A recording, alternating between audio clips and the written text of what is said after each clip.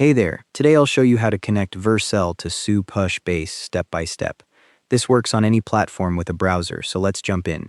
First, head to your Vercel dashboard and click on the project you want to connect.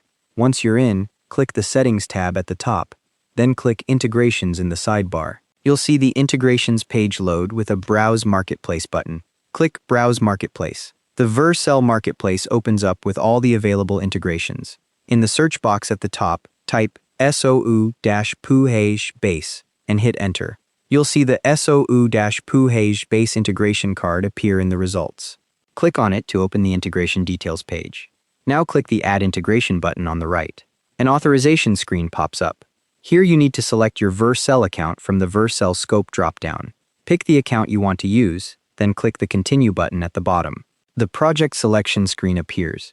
Choose specific projects from the options, then use the drop-down to select the Vercel project you want to connect to Supabase. Once you've selected it, click Add Integration. A Supabase pop-up appears asking you to link your projects.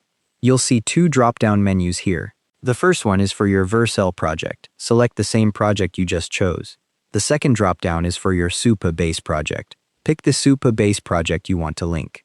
Once both are selected, confirm the link. The integration completes and sends you back to the Vercel dashboard. Here's what just happened behind the scenes. Vercel automatically created 6 environment variables in your project. These include your SOO, Pupa, base URL, anonymous key, service role key, and JWT secret. You can verify they're there by going to Settings, then Environment Variables in your Vercel project. One important thing to know. Environment variable changes only take effect on your next deployment. So after the integration finishes syncing, trigger a new deployment in Vercel to make sure your app can access the Supabase credentials. The good part is that these variables auto-sync, so if you regenerate keys in SOO2 later, Vercel picks up the changes automatically.